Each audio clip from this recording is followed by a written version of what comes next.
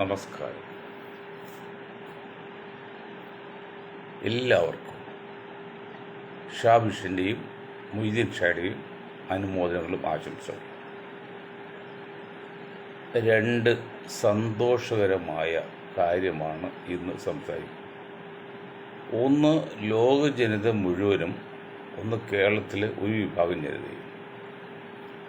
അതിന് മുൻപായിട്ട് ഒന്ന് രണ്ട് കൊച്ചു കൊച്ചു കാര്യങ്ങൾ പറഞ്ഞിട്ട് നമുക്ക് വിഷയത്തിൽ കിടക്കാം.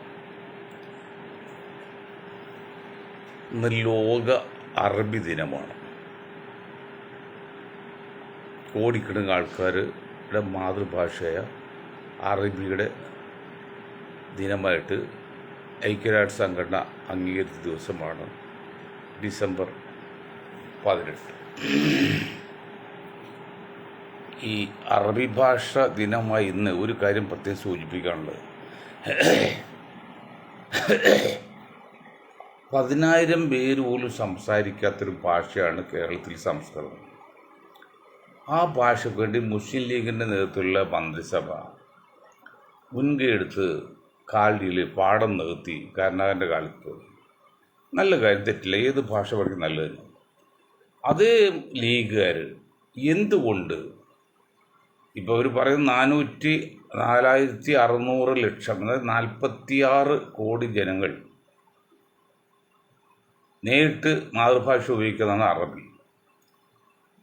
ആ ഭാഷയിൽ ഒരു അറബിക് സർവകലാശാല തുടങ്ങാൻ അനുവാദം കൊടുത്തിട്ട് അത് കേന്ദ്ര ഗവൺമെൻറ്റും അന്ന് UDF ഗവൺമെൻറ്റും അന്നത്തെ ഉമ്മൻചാണ്ടിയും പിന്നീട് മാണിസാറും കോട്ടയത്താരൻ അച്ചായനും ചീഫ് സെക്രട്ടറി പിന്നെ കുഞ്ഞാക്കായും ET മുഹമ്മദ് ബഷീറൊക്കെ ചേർന്ന് അത് തുടങ്ങിയില്ലെന്ന് മാത്രമല്ല തുടങ്ങാതിരിക്കാനുള്ള എല്ലാ കുസൃതിയും കാണിച്ചു.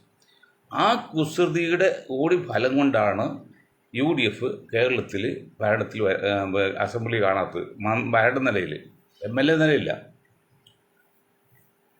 അതിന് മറ്റു പലരും ഉണ്ട്. ഉമ്മൻചാണ്ടി സാറിൻ്റെ ഒക്കെ ഉണ്ട്. അതായത് അദ്ദേഹത്തിൻ്റെ മരിച്ചുപോയെങ്കിലും അദ്ദേഹത്തിൻ്റെ ഒരു വക്രബുദ്ധിയിലാണ് അന്ന് LDF അധികാരത്തിൽ വന്നും UDF ഭരണത്തിൽ പോയതും.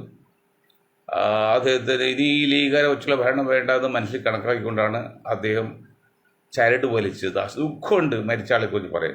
അല്ലെങ്കിൽ UDFിൻ്റെ ഭരണം കളയേണ്ട ഒരു കാര്യം അന്ന് കേരളത്തിലില്ല. ഓക്കെ, അതാണ് സംഗതി. മറ്റൊന്ന്, ബംഗ്ലാദേശിൻ്റെ സ്ഥാപക ദിനമാണ്. ആ സ്ഥാപക ദിനത്തിൽ ബംഗ്ലാദേശ് ജനങ്ങളോടും നമ്മൾ അഭിനന്ദനം അറിയിക്കുന്നു. പക്ഷേ അവിടെ നടക്കുന്ന സംഭവങ്ങൾ പുറത്ത് കേൾക്കുന്നതിന് എന്തെങ്കിലും സത്യമുണ്ടെങ്കിൽ, ന്യൂനപക്ഷങ്ങൾക്ക് അവിടെ എന്തെങ്കിലും രീതിയിൽ ശാരീരികമായിട്ടോ മാനസികമായിട്ടോ സാമ്പത്തികമായിട്ടോ ഏത് നിലയ്ക്കിലും ബുദ്ധിമുട്ടുണ്ടെങ്കിൽ 100% ഞങ്ങളതിനെ അങ്ങേയറ്റം ശക്തി എതിർക്കുകയാണ്. ഒരു ന്യൂനപക്ഷ സമുദായങ്ങളും ഒരു രാജ്യത്തും ആക്രമിക്കപ്പെടാനോ അവഹേളിക്കപ്പെടാനോ പാടില്ല. പ്രത്യേകിച്ച് ബംഗ്ലാദേശിൽ ഇപ്പോഴത്തെ പ്രത്യേക സാഹചര്യത്തിൽ. അവിടെ ബംഗ്ലാദേശ് ഗവൺമെൻറ് അങ്ങനെ എന്തെങ്കിലും സംഭവം ഉണ്ടോ നമുക്കറിയില്ല, കേൾവി മാത്രമേ ഉള്ളൂ. ഉണ്ടെങ്കിൽ അത് ഈ നിമിഷം തന്നെ നിർത്തിവെച്ച് അവർക്ക് വേണ്ട എല്ലാ സംരക്ഷണം കൊടുക്കുന്നത് വിനീതമായി അഭ്യർത്ഥിക്കുക. പിന്നെ പാലക്കാട് ഒരു അമ്മയും മകനും ബിസിനസ് തകർന്നതിൻ്റെ പേരിൽ ആത്മഹത്യ. എങ്ങനെ ആത്മഹത്യ ചെയ്യാതിരിക്കും? എന്താണ്? ഞാൻ നാൾക്ക് 2-3 ആഴ്ച മുൻപാണ് കേരളത്തിലെ വ്യാപാരികളെ കുറിച്ച് ഒരു വലിയൊരു പഠനം നടത്തിയതിൻ്റെ ഫലമായിട്ട് റിപ്പോർട്ട് പറഞ്ഞത്. അതിനുശേഷമാണ് ഒരു സെക്രട്ടറി മുമ്പിൽ ധർണ കാണിച്ചത്. ഇന്നത്തെ കേരളത്തിലെ വ്യാപാരികൾ അനുഭവിക്കുന്ന ബുദ്ധിമുട്ട് പറഞ്ഞറിയിക്കാൻ പറ്റാത്തതാണ്, അവർണ്ണനീയമാണ്. ഈ അമ്മയും മോൻ ആത്മഹത്യ ചെയ്തത് പല വ്യാപാരികൾക്കും ആത്മഹത്യ ചെയ്യാനും പറ്റാത്ത അവസ്ഥയിലാണ്. ഇപ്പം യൂസഫ് അലി സാഹിബിൻ്റെ ലൂലു ഗ്രൂപ്പ്, അതുപോലെ ലൂലു ഗ്രൂപ്പുകൾ 100 കണക്കിന് തുടങ്ങി നമ്മൾ ഈ കേരളത്തിലെ എല്ലാ വ്യാപാരികളെയും ചെറിയ കുടിൽ വ്യവസായങ്ങളെ തരിപ്പിക്കളയും. അവിടെ വിഷയം എന്നല്ല, നമ്മൾ ലൂലുവിനെ എതിർത്താൽ അതിനേക്കാൾ ദുഷ്ടന് വേറെ സ്ഥാനത്ത് വരും. അതുകൊണ്ട് എതിർക്കാനും പറ്റുന്ന അവസ്ഥയാണ്.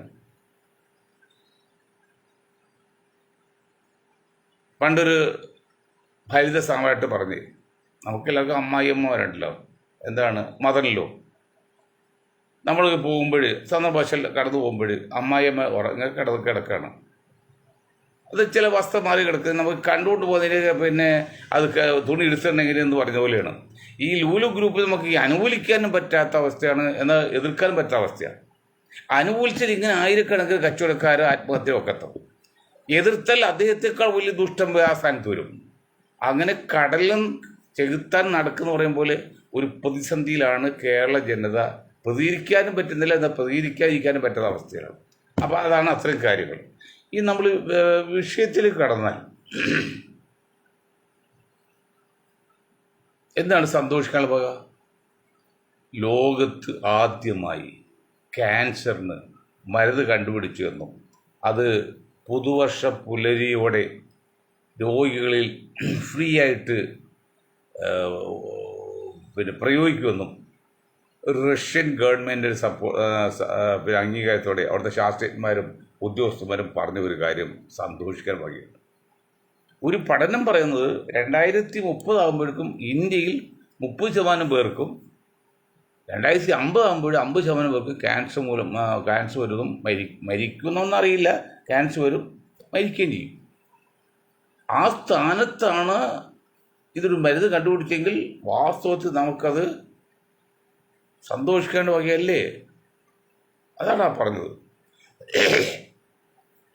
അത് ലോക ജനതയ്ക്ക് മൊത്തത്തിൽ.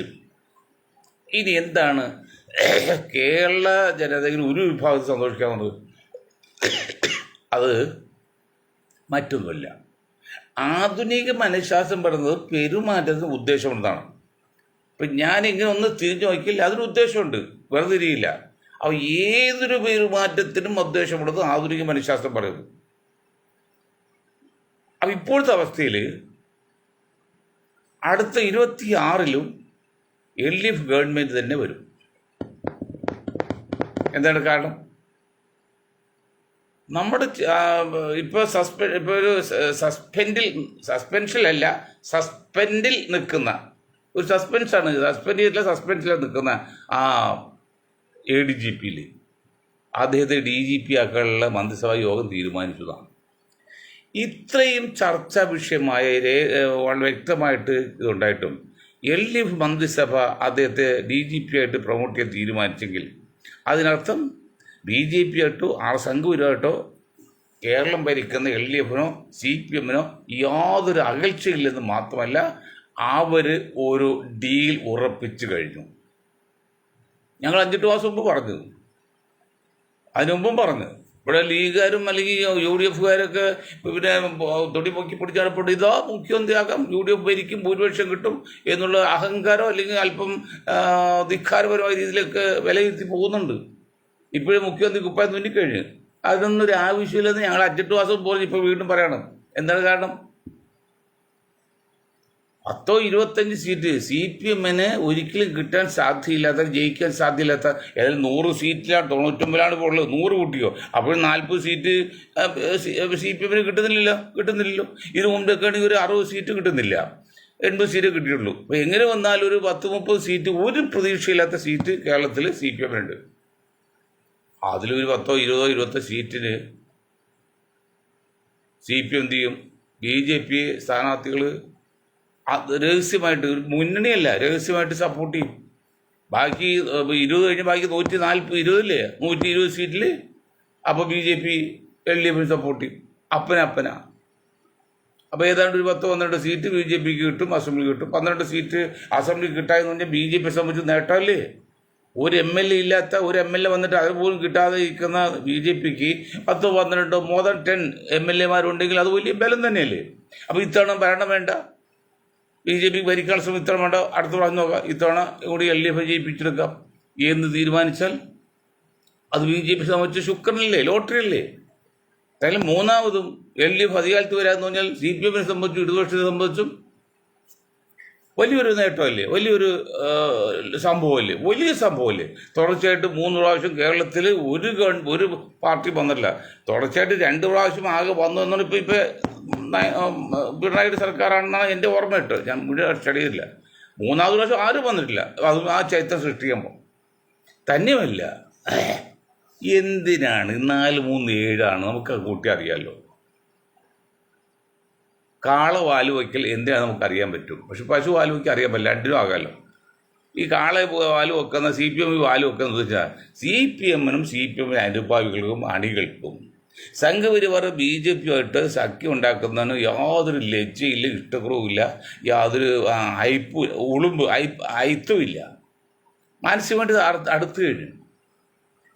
ആ ഒരു സംവിധാനത്തിൽ ഇതിൽ ഇത്രയും പ്രദർശനത്തിൽ നിൽക്കുന്ന ഒരു ADGP-യെ DGP-ആയിട്ട് പ്രൊമോട്ട് ചെയ്യാൻ അല്ലെങ്കിൽ പ്രൊമോഷൻ കൊടുക്കാൻ മന്ത്രിസഭ തീരുമാനിച്ചെങ്കിൽ, മന്ത്രിസഭ എല്ലാം ഒന്നല്ലേ, ഒറ്റ ഇതാണല്ലോ, മൊത്തം ഭരണമല്ലേ, മൊത്തം മുന്നണിയല്ലേ, പിന്നെ എന്ത് നാണക്കേട്. അതിലെല്ലാ തിരക്കുകളും ദേശീയ ലെവലിൽ മോഡിജി ചെയ്യുന്നുണ്ട്. മാനസികമായിട്ട് ഇവിടുത്തെ കേരളത്തിലെ ഒരു വിഭാഗം ക്രിസ്തീയ സഹോദരങ്ങളും ഹിന്ദു സമുദായ സഹോദരങ്ങളും മുസ്ലിം വളരെ കുറച്ചുള്ളൂ. ഒരു 1% പോലും ഇപ്പോൾ സംഘപരിവാർ ആയിട്ടില്ല, ആയിക്കൂടാതെ പറയാൻ പറ്റില്ല. അപ്പോൾ അത് തെളിവാണ്. ഇനി എന്ത് പറയേണ്ടത് കുഞ്ഞാക്ക ഇപ്പോൾ ദേശീയ ജനറൽ സെക്രട്ടറി സ്ഥാനമൊക്കെ മാറ്റി സംസ്ഥാന ജനറൽ സെക്രട്ടറി ആകാനുള്ള ശ്രമത്തിലാണ്. ഒരു ഭരണം വന്നാൽ ഒരു ഉപമുഖ്യമന്ത്രിയെങ്കിലും അന്ത്യാഭിലാഷം നിറവേറ്റാൻ വേണ്ടിയാണ് ശ്രമിക്കുന്നത്. അതിനുള്ള യോഗ്യതയുണ്ട്, മുഖ്യമന്ത്രി ആകാനുള്ള യോഗ്യതയൊക്കെ കുഞ്ഞാക്കൊക്കെ ഉണ്ട്. പക്ഷെ നാക്കിന് അവിടെ ഈ കുളം താഴ്മ കുറ്റി തന്നെ പറയുന്ന പോലെ ഇവിടെ കുളം താഴ്ത്തിക്കൊണ്ടിരിക്കുകയാണ്. അപ്പോൾ കുട്ടി തന്നെ പറഞ്ഞു പോകും. മുസ്ലിം ലീഗ് ഉൾപ്പെടെയുള്ള ഒരു ഭരണം കേരളത്തിൽ വരാതിരിക്കാൻ വേണ്ടി എല്ലാ കാര്യങ്ങളും നീക്കുന്നു എന്ന് മാസങ്ങൾക്ക് മുമ്പ്, ദിവസങ്ങൾക്ക് മുമ്പ് പല പ്രാവശ്യം മുന്നറിയിപ്പ് കൊടുത്താണ് കോൺഗ്രസും UDF ലീഗിനും പ്രത്യേകിച്ചും. അതിൽ അനുകൂലം നിൽക്കുന്ന കുറച്ച് വിഭാഗം, വളരെ ചെറിയ വിഭാഗം കോൺഗ്രസ് നേതാക്കളുണ്ട്. പിന്നെ മുന്നണി LDF പിന്നെ കംപ്ലീറ്റ് ആണല്ലോ.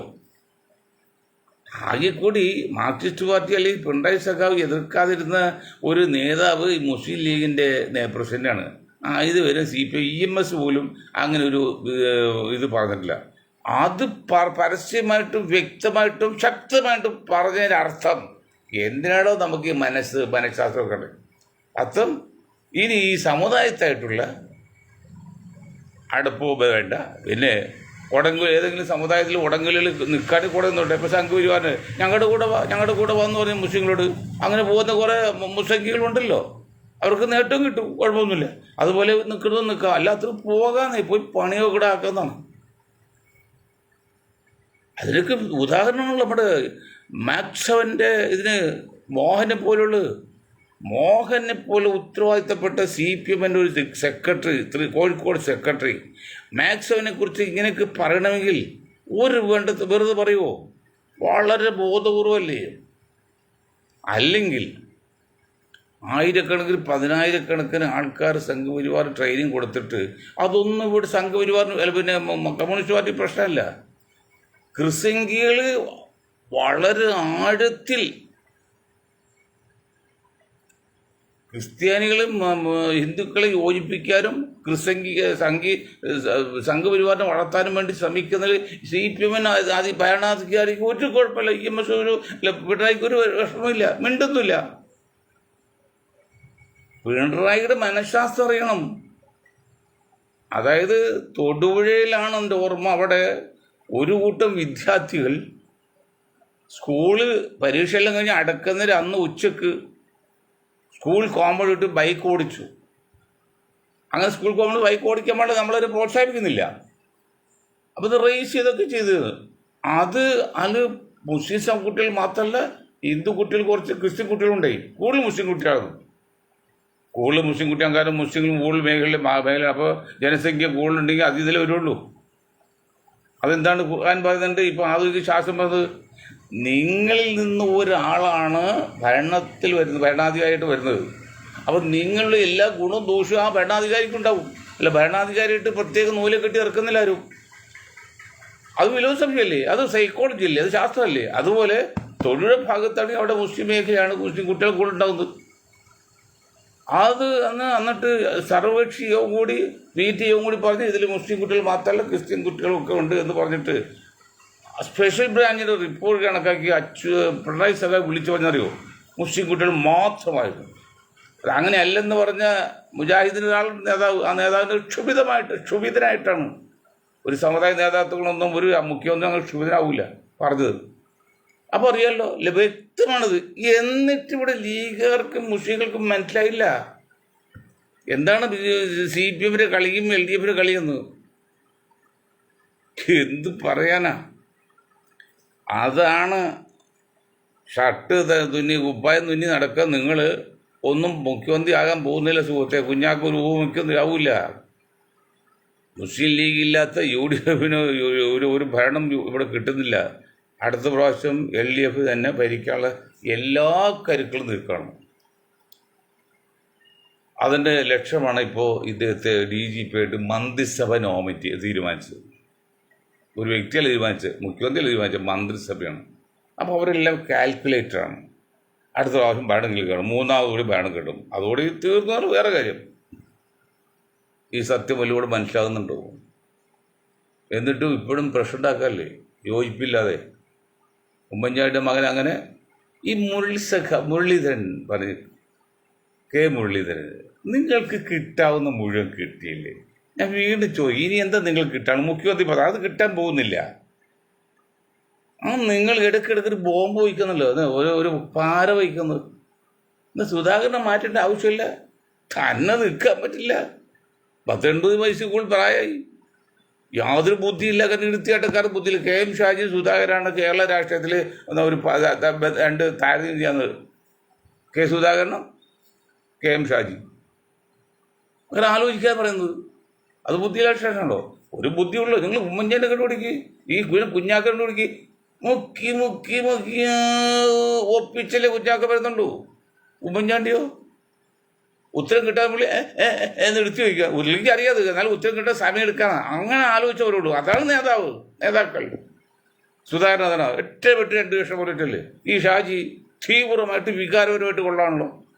അത് ഞാൻ ഷാജി അത് പല പോലും ശരിയാണെന്നേ, തെറ്റൊന്നുമില്ല. അവർ സുധാകർജി പറയുന്നത് പല പോലും ശരിയാണ്, ഒരു തെറ്റുമില്ല. പക്ഷെ അങ്ങനെ എല്ലാ പോയിന്റും പറയാൻ പറ്റില്ല വിളിച്ച് രാഷ്ട്രീയക്കാർ നേതാവിന്.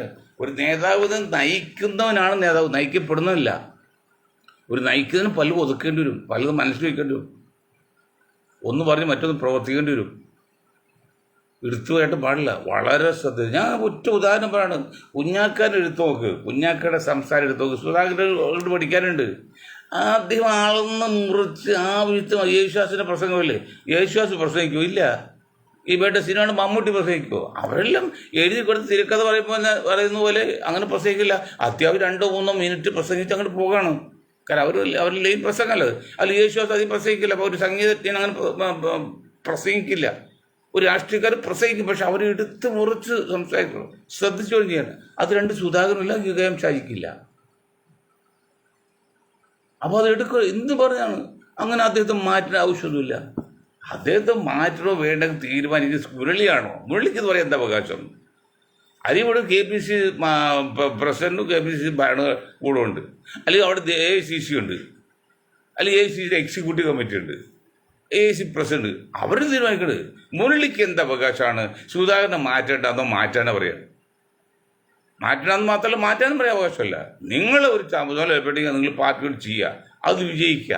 ഇപ്പോൾ കുറേ കാലമായിട്ട് വിജയമല്ല, തോൽവി മാത്രമല്ലേ ഉള്ളൂ. എന്നിട്ട് പറയുന്നതാണ്. അപ്പോൾ എന്താണെന്ന് വെച്ചാൽ ഇപ്പോഴും ആ ഗ്രൂപ്പിൻ്റെ ഉള്ളിൽ കളിയുണ്ട്.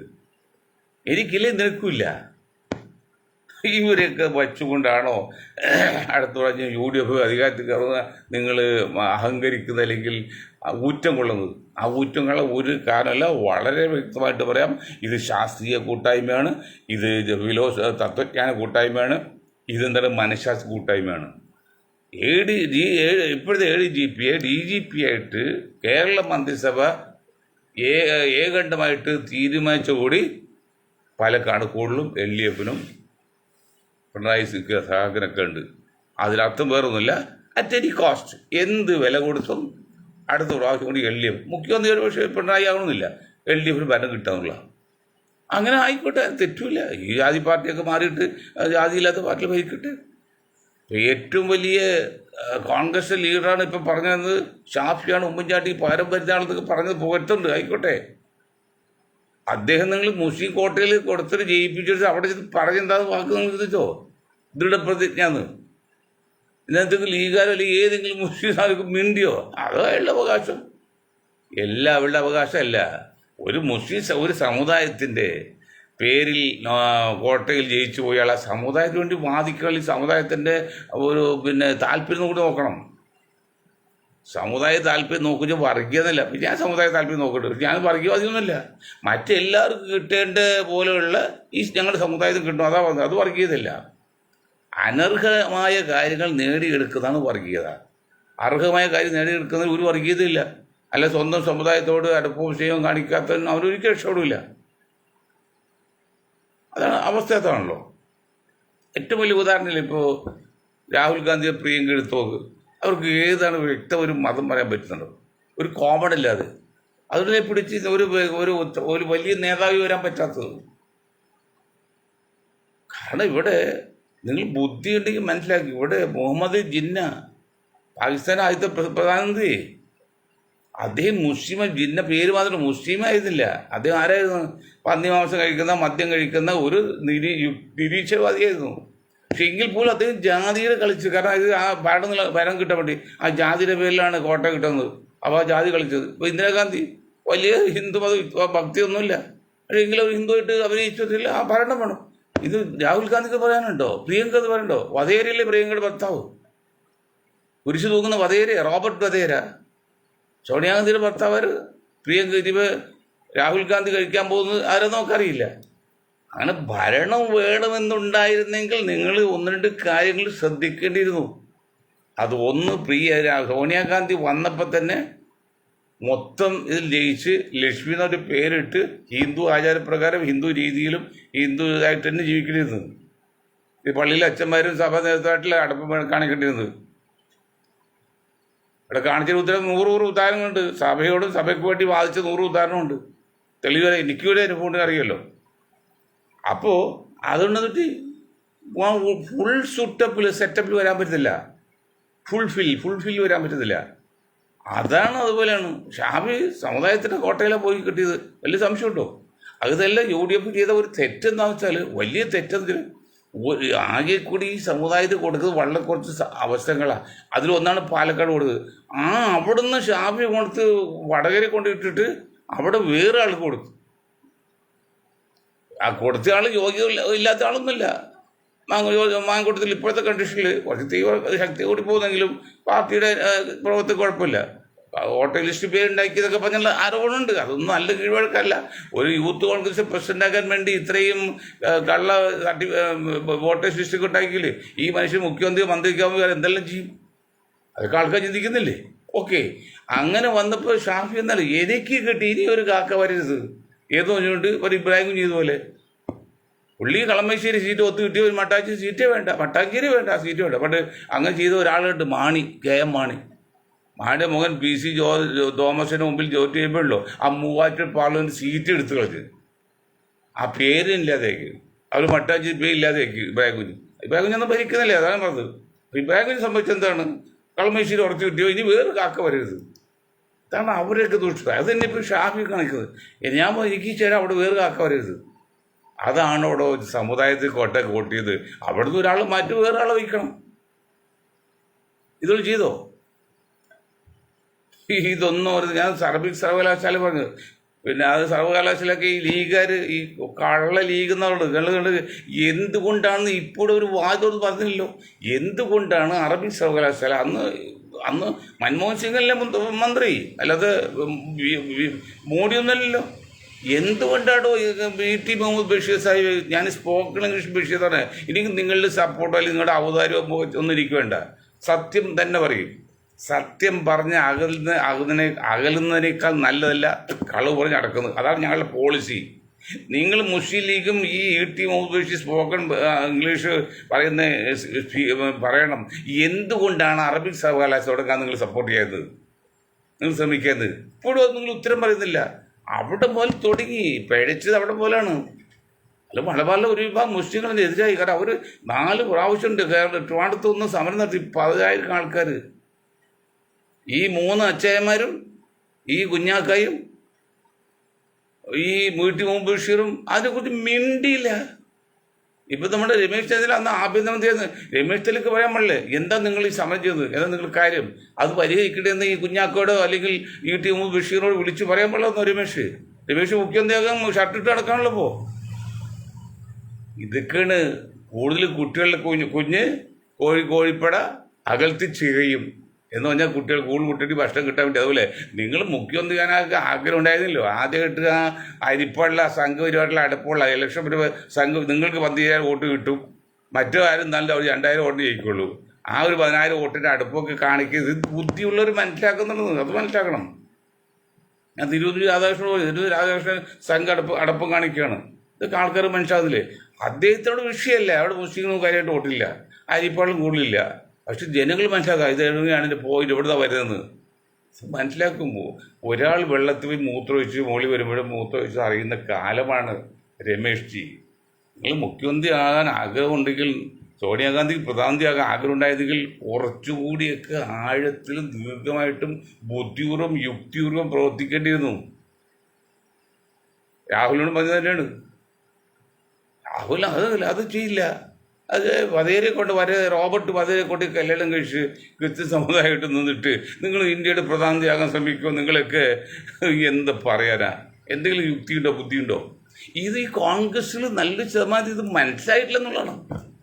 രാഹുൽ ഗാന്ധി ഉൾപ്പെടെ, പ്രിയങ്ക ഉൾപ്പെടെ, മറ്റാരും ഉൾപ്പെടെ കോൺഗ്രസ് അനുഭാവികളായ സാധാരണക്കാരായ വോട്ടർമാർക്ക് പോലും ഞങ്ങൾ ഈ പറയുന്ന മനഃശാസ്ത്രം എന്താണെന്ന് മനസ്സിലാക്കാൻ ശ്രമിക്കുന്നില്ല. ഇപ്പോൾ കൂടെ ഉണ്ടായിരുന്ന എല്ലാവരും പോയില്ലേ, ഇനി ആരും നിങ്ങളുടെ കൂടെ ഉള്ളത്? സംഘപരിവാർ പറയുന്നല്ല, BJP പറയുന്നല്ല ഇവിടെ വിഷയം. ഇത് വശമുണ്ട്. കാരണം ഇന്ത്യൻ ജനത ഇഷ്ടപ്പെടുന്ന ഹിന്ദു ഭൂരിപക്ഷ രാജ്യമാണ്. ഹിന്ദു രാജ്യ ഔദ്യോഗികമായി പ്രഖ്യാപിച്ചില്ലെങ്കിലും ഹിന്ദു രാജ്യം. ആ ഹിന്ദു രാജ്യത്തിലെ ഭരണാധികാരി ആരായിരിക്കണം? ഒരു ഹിന്ദു ആയിരിക്കണമെന്ന് ജനങ്ങൾ ചിന്തിക്കും, സാധാരണക്കാർ. അതിനവർ കുറ്റം പറയാൻ പറ്റുമോ? ആ ഒരു രീതിയിലാണ് മറ്റേ പ്രിയങ്കയും പ്രിയങ്കയും മറ്റേ രാഹുലും സോണിയൊക്കെ കാണിച്ചുകൊണ്ടിരുന്നത്. ഇന്ദിരാഗാന്ധി കല്യാണം കഴിച്ച് തന്നെ പ്രിയങ്ക ഗാന്ധി, അത് തന്നെ തെറ്റാണ്. കാരണം അറിയുമോ, ഇന്ദിരാഗാന്ധി, നെഹ്റുവിൻ്റെ മകൾ ഇന്ദിരാഗാന്ധി ഇന്ത്യയുടെ പ്രധാനമന്ത്രിയാകാൻ ആഗ്രഹിക്കുന്നുണ്ടായിരുന്നെങ്കിൽ അങ്ങനെയല്ല കളിക്കണം. അവരെല്ലാം സ്നേഹിക്കുന്നുണ്ട്. ഒരു യഥാർത്ഥ ഹിന്ദുവിനെ കഴിക്കണം. ഇത് പാർസിയല്ലേ, പിന്നെ പാർസി ഹിന്ദുവാന്ന് ചോദിക്കുക. അത് ഫിറോസ് ഉള്ളതുകൊണ്ട് അത് ആ സ്ഥാനം അവർക്ക് കിട്ടുന്നില്ല. ആ സ്ഥാനം പോയി അല്ലേ. പോർച്ചുഗൽ റാഫിയെ താഴ്ന്നതുപോലെ റാഫി കണ്ടപ്പോൾ കാക്കാന്ന് വിചാരിച്ചു. പോർച്ചുഗൽ റാഫി ഒന്നാമത് ക്രിസ്ത്യാനിയാണ്. അതുകൂടി കാരണം ഇതൊക്കെ മനസ്സിലാക്കിക്കണം മുന്നോട്ട് പോകാൻ. അതൊക്കെ മനസ്സിലാക്കിയാണ് BJP ചെയ്യുന്നത്. എന്തിനാണ് മുർമുറുവിനെ അവിടെ പ്രസിഡന്റ് ആക്കിയത്? എന്തിനാണ് അത് മറ്റേ ആൾ പ്രസിഡന്റ് ആക്കിയത്? അവരതൊക്കെ കണക്കാക്കി മുന്നോട്ട് പോകുന്നത്. ആ കണക്കാക്കാൻ നിങ്ങൾക്ക് പറ്റുന്നില്ല. നിങ്ങൾ ഉപദേശിക്കുന്ന നേതാക്കൾക്ക് പറ്റില്ല. കാരണം നേതാക്കൾക്കും കോൺഗ്രസ്സുകാർക്കും പറ്റുമായിരുന്നെങ്കിൽ എന്തൊക്കെ പറഞ്ഞത് 540 സീറ്റുള്ള ഇന്ത്യൻ പാർലമെൻറ്റിലേക്ക് ഈ ലീഗിൻ്റെ കാലിൻ്റെ അടിയിൽ വയനാട്ടിൽ ജയിച്ച് പാർലമെൻറ്റിലേക്ക് പോകാൻ നോക്കുമോ? തീർന്ന് കത്തിച്ചു പോയില്ല. അവിടെ കത്തിപ്പോയില്ലേ. 540 സീറ്റിൽ എനിക്ക് ഒരു അർഹതയില്ല എന്ന് നിങ്ങൾ രേഖാമൂലം തെളിയിച്ചു രണ്ടുപേരും. പ്രിയങ്കക്കെങ്കിലും വടക്കേറ്റിൽ സീറ്റ് ജയിക്കായിരുന്നു. ഇതിൻ്റെ ആ മനഃശാസ്ത്രം നിങ്ങൾക്ക് എന്താണ് കോൺഗ്രസ്സുകാരെ നിങ്ങൾക്ക് മനസ്സിലാക്കാത്തത്? അതിൻ്റെ ഭവിഷ്യത്ത് എന്താണ്? സൈഡ് എഫക്റ്റ് എന്താണ്? വടക്കേ ഇന്ത്യയിൽ BJP അതിന് എങ്ങനെയാണ് പ്രചാരണം നടത്തുന്നത്? മഹാരാഷ്ട്ര എങ്ങനെയാണ് പ്രചരിപ്പിച്ചത്? ഇപ്പോൾ കോൺഗ്രസ് പ്രിയങ്ക പ്രധാനമന്ത്രി സ്ഥാനാർത്ഥിയാക്കാൻ പോകുന്നു, AIC പ്രസിഡന്റാക്കാൻ കണ്ടുകൊണ്ടാണ് ഇപ്പോൾ മറ്റേ തൃണമൂൽ കോൺഗ്രസ് പെണ്ണ് തന്നെ രാഹുലിൻ്റെ പിന്തുണ, ലാലുവിൻ്റെ പോലും പിന്തുണ മാറ്റുന്നത്. പിടിച്ചു നിൽക്കില്ല. പ്രിയങ്ക വന്നിട്ടൊന്നും പിടിച്ചു നിൽക്കില്ല. ചാണകം തിന്നുന്ന, ഗോമൂത്രം കഴിക്കുന്ന, മതത്തിനു വേണ്ടി ജീവൻ ത്യാഗം ചെയ്യുന്ന ഹിന്ദു സമൂഹം ഉള്ള ഇന്ത്യയിൽ നിങ്ങൾ ഈ കത്തോലിക്ക കോൺഗ്രസ് വന്നിട്ട് ഇന്ത്യയുടെ ഭരണം പിരിച്ചെടുക്കുക എന്ന് ചിന്തിക്കുകയും അതിന് കോൺഗ്രസ്സുകാർ സപ്പോർട്ട് ചെയ്യുന്നത് യഥാർത്ഥ രാജ്യസ്നേഹികളോ രാജഭക്തരോ അല്ല. നിങ്ങൾക്കറിയില്ല. കവടമൊന്നും ഞാൻ പറയുന്നില്ല, നിങ്ങൾക്കറിയില്ല. ഇന്ത്യൻ പൊളിറ്റിക്സ് അറിയില്ല. ഇതിനെ വലിയ വിദേശികൾ വെച്ച് ഇന്ത്യൻ പൊളിറ്റിക്സ് പഠിക്കുകയും അല്ലെ അംബേദ്കർ ഒരു കൃതികൾ വായിക്കും മനസ്സിരുത്തി. കുഞ്ഞാക്കേടും ഒക്കെ പറയാനുള്ള പിന്നെ എന്താണ് സുരേഷ് ഗോപിയുടെയൊക്കെ അംബേദ്കർ പുസ്തകം വായിക്കും. നിങ്ങൾക്കറിയാം ഇന്ത്യൻ രാഷ്ട്രീയം, ഇന്ത്യയിലെ സാമൂഹിക പശ്ചാത്തലം, ഇന്ത്യയിലെ സാമുദായിക നിലപാടും ഇതൊക്കെ മനസ്സിലാക്കാൻ പറ്റും. അമ്പലത്തിൽ അതൊരു ഇസമാണ്. ഞങ്ങളിപ്പോൾ ഷായിസമുണ്ട്, അതൊക്കെ എന്ത് ചെറിയ ഇസം, മറ്റു വലിയ ഇസമല്ലേ, അത് പഠിക്കുക എന്നിട്ട് വാദമാണ്. അപ്പോൾ അതുകൊണ്ട് സന്തോഷിക്കുക 2 വകയുണ്ട്. ഒന്ന് പിന്നെ ക്യാൻസറിന് മരുന്ന് കണ്ടുപിടിച്ചാണ്, വളരെ ആശ്വാസമാണ്. രോഗജനതയ്ക്ക് മുഴുവൻ ആ സന്തോഷിക്കാനുള്ള വകയാണ്. മറ്റൊന്ന് എള്ളിയവർ വീണ്ടും ഒരാൾ സാധ്യമുണ്ടെന്ന് കണ്ടുകൊണ്ട് അവർക്കും സന്തോഷിക്കാൻ വകയുണ്ട്. ഇത്രയും കാര്യം പറഞ്ഞുകൊണ്ട് ഞാൻ വാക്കുകൾ നിർത്താണ്. നിങ്ങൾക്ക് ഒരായി നന്ദി. ജയ് ഹിന്ദ്.